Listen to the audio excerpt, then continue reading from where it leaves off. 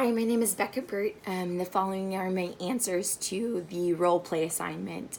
So for scenario one, I think that because the seller is focusing mainly on marketing and relationships, that this is what this party business is all about, is helping build those same relationships, but making an avenue for the potential buyer. And we see that the buyer in their body language is becoming more hesitant, more withdrawn.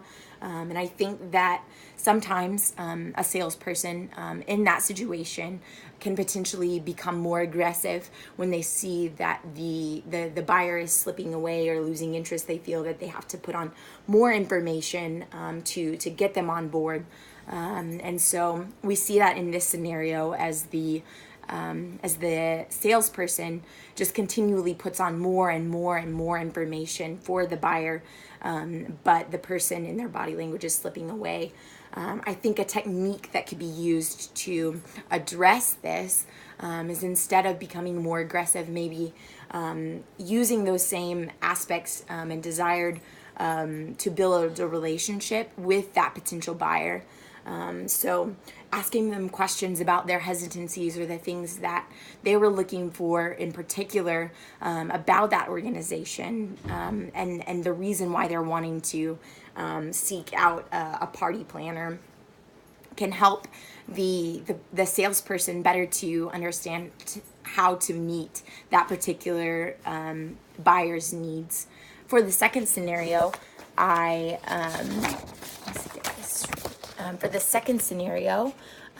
think that sometimes when people get excited about things, they talk about them really quickly. They don't necessarily use words that everybody will understand, and they then speak about the things that they're really excited about, but that can come off as arrogant and not as confidence. I think in this particular scenario, the salesperson is very excited about what they're talking about, and they talk about the buyers that they already have. But the problem with this is that it doesn't make that particular buyer feel confident in their business. It doesn't make them feel like their service is valued because you already have all of these buyers. I think that a technique that could be used in place of this is having a really short business description, so where you can talk about your excitement and talk about the things that you really value and want to market. So like a resume, you put the top things first. In that same thing in your description, you put the most beneficial or top things first, and then making that potential customer feel valued by talking about how they would market their particular business, and how you would do your best to serve them. Not just talking about your successes, but also how you are going to make them a success.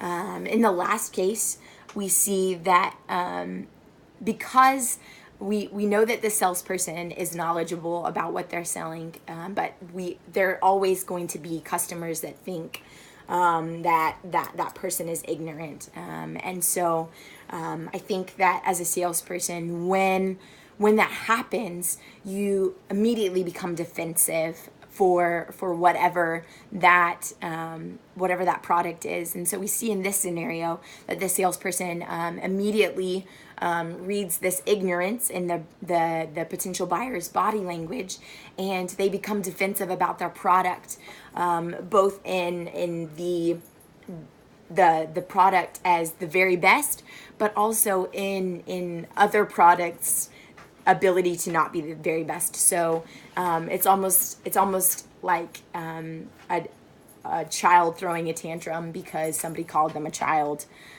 because they felt like they were being attacked, and so they immediately became defensive, defended their product, put other products down, saying that they weren't as good. and ultimately pushed that buyer a little bit farther away. So in that circumstance, I think that the potential the salesperson needs to be aware of the potential buyer's concerns, but also just calmly explaining the benefits of the business can be a lot better than defending what you know to be true. You know it to be true. You just need to convince them that that is true. And you can do that in a non-offensive way that gets them on board instead of pushes them away. I think the biggest problem in each one of these scenarios is that the salesperson reacted from that body language and with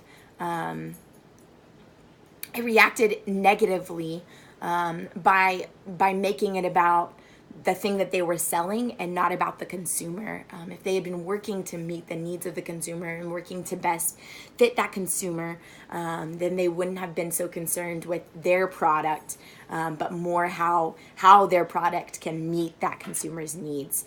But starting first with the consumer. And so these are my answers to the questions. Thanks for watching.